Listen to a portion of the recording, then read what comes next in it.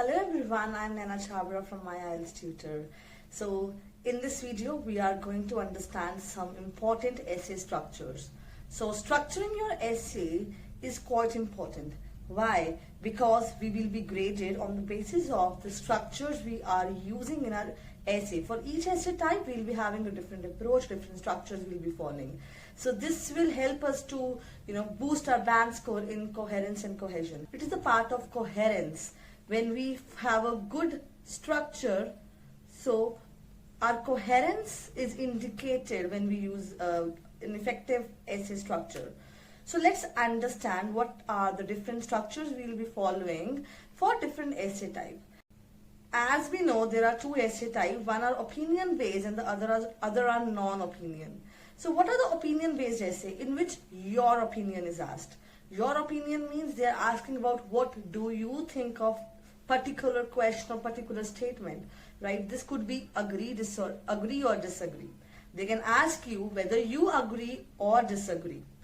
To what extent do you agree or disagree? So they are asking about your particular opinion.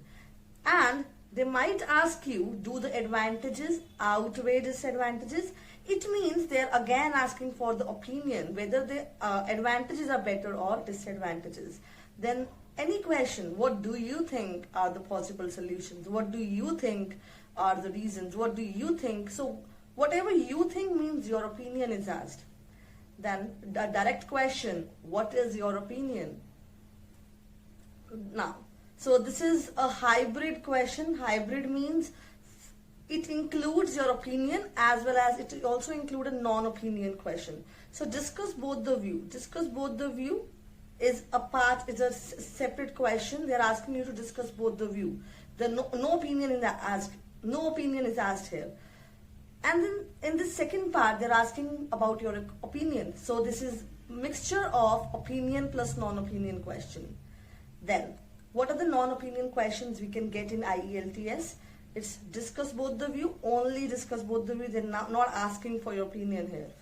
What are advantages and disadvantages? Directly asking you, what are the advantages and disadvantages? Problem solution or causes solution? What are the problems associated with this and the solutions to deal with it? Similarly, causes and solutions. So these two set of questions we need to answer in our IELTS essay, and for each question type we'll be having a separate approach, a different structure we'll be following. So let's have a look. The first question we are covering here is, do you agree or disagree? Or to what extent do you agree or disagree? So this is generally asked to general training student. General training student, most of the time they get agree disagree type of question, and students are often confused. हमेशा उनको confusion रहती है कि agree disagree पूछा है तो हम either we will be agreeing or we will be disagreeing. अगर to what extent पूछा है 30-70, 70-30 approach कि मैं थोड़ा सा agree करता हूँ पर mostly I disagree, या मैं थोड़ा सा disagree करता हूँ पर mostly I agree. So do not confuse yourself with so many approaches. Use simple approach for agree disagree question. If you will have so many things in your mind, if you are not sure okay 30-70, 70-30, this is very much confusing. So whenever you get agree disagree question or to what extent do you agree disagree, you can have two approaches. One is one-sided and the other one is the balanced approach. So two things we can do. In case of agree disagree question, अगर उन्होंने पूछा do you agree or disagree, right? Try to go with one-sided. इस case में आप one-sided जाओगे तो better है. In case there are some questions जहाँ पे for one side we cannot make many points, it is perfectly fine if you go for balanced approach, right? You are structuring your organization of information. Everything should be correct. Doesn't matter whether you go for balance or you go for one-sided approach, right? Then, to what extent do you agree or disagree? Have a same approach. Do not deal these questions in different way. Again, you can either go for one-sided approach or balanced approach.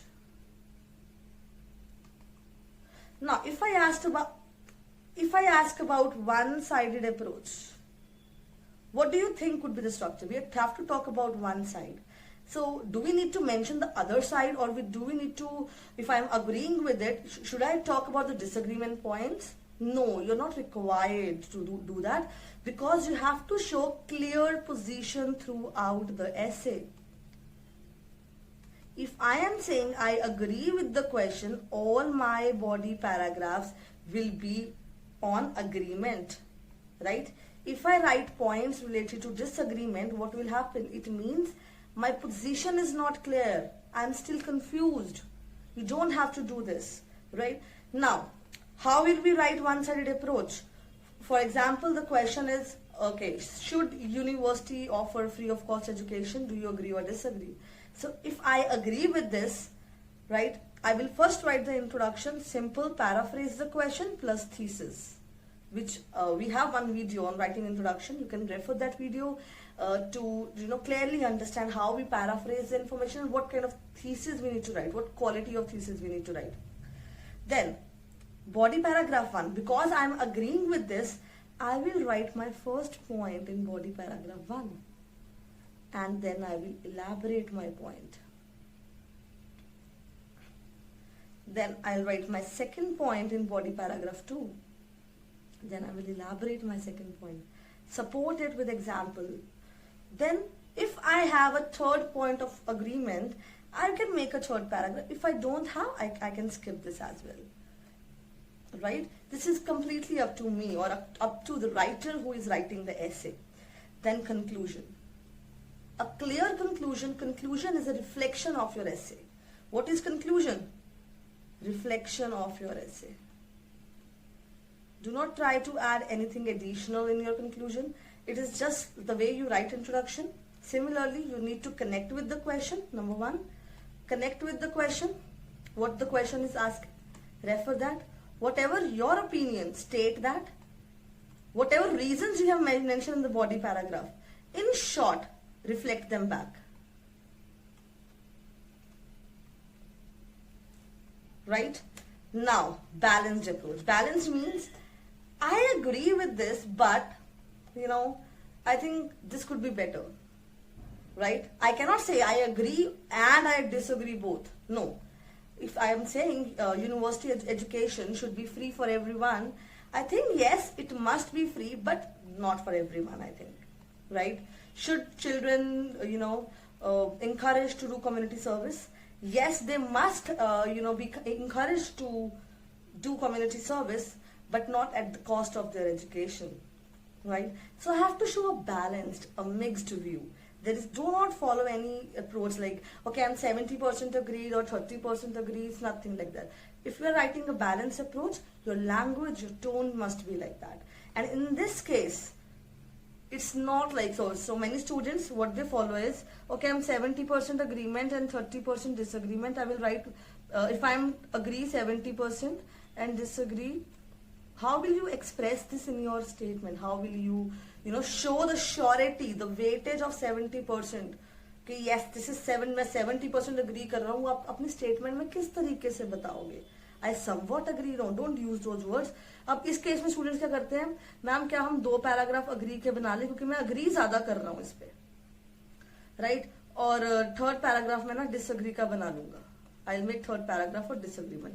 Do not do this. Follow very simple approach, because even on the day of your writing test, students do not know how to handle this question. Why to complicate it? Keep it very simple. Agree का है तो one paragraph agreement, second paragraph disagreement. And for even students who are using 3 body paragraph structures, जो 2 paragraph agreement के बनाते हैं, वो हर paragraph में 2 points. इतने points you don't require these much points, right? So it is okay if you have a single point for agreement and single for disagreement, but you can elaborate it well. It is perfectly fine.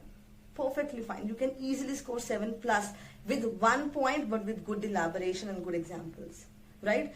And in this balanced approach, you can even add 2 points in 1 paragraph.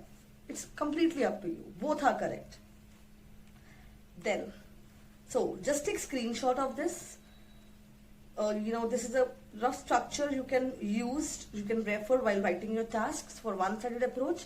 It's introduction, rephrasing plus thesis, then your body paragraph, your main point, explain the main point, support it further by explaining more and give example, then close your paragraph. Similarly, the second paragraph, if you are going for one-sided, again, the elaboration of your opinion, adding the second opinion in the second paragraph, right?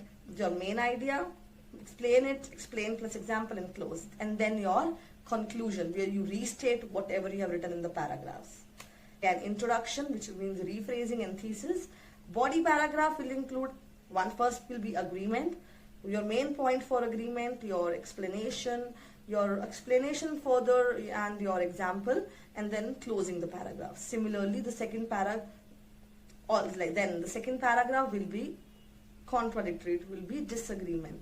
Main idea, explain plus example and close it, and then your conclusion. So just take screenshot of these two, one-sided and balanced approach. It will help you to refer, for reference basically when you will be writing your task. Then advantage, disadvantage, or do the advantages outweigh disadvantages? Simple again. When they're asking about advantages and disadvantages, so you can write one paragraph, like introduction will always be there, right? Introduction and conclusion always be there. How many body paragraphs we need to have, that we need to decide.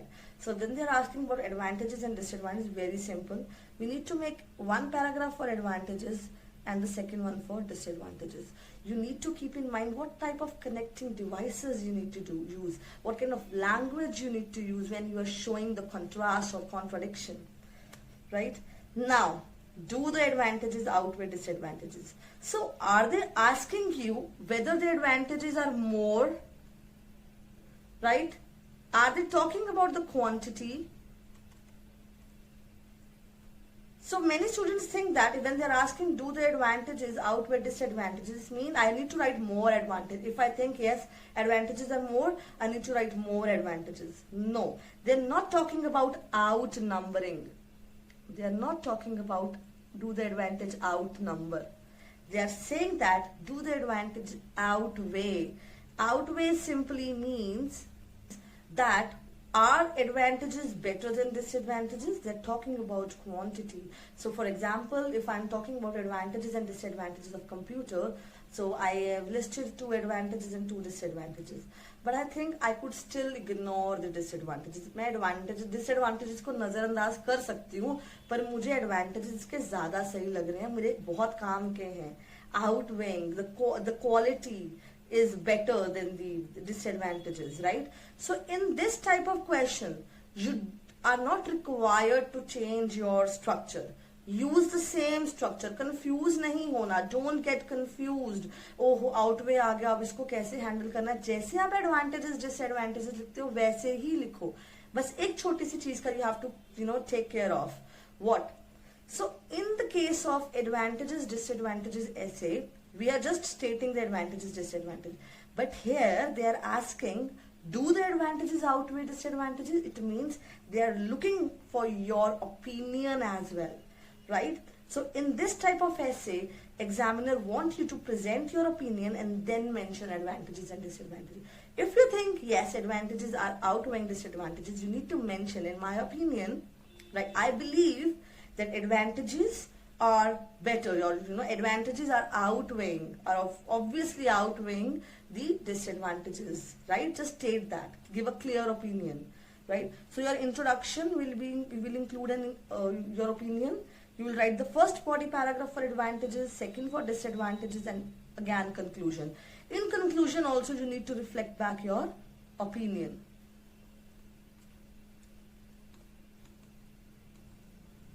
Right? Now then discuss both the view. So discuss both the view and give your opinion. Hybrid means they are asking you to discuss. It means no opinion is asked. But addition, they have added one part. In another part of the question, they are asking you for your opinion. So in this case, we have 2 options. The first one is you will be writing introduction that will include your opinion. You will discuss the first view in the first paragraph, second view in the second paragraph, and then write your conclusion. right? So how it will, how it will look? Let's see. So it will be like introduction plus opinion,